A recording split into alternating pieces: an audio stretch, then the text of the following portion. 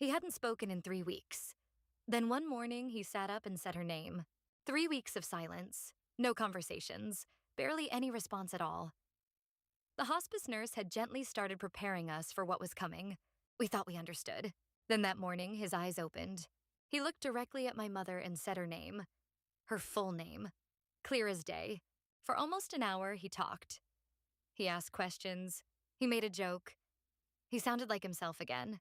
We thought it was a turning point. We thought maybe he was getting better. Stay with me, because this is the part nobody prepared us for. He passed away 2 days later. What we experienced has a name: terminal lucidity. Sometimes people with severe dementia experience a sudden return of clarity, memory, and communication in the final days or hours of life. Researchers still don't fully understand why it happens, but families have described it for generations. And here is the part nobody talks about. Many families mistake it for recovery. Then they find themselves grieving twice, once in hope, and again in loss. But for many people, it becomes something else.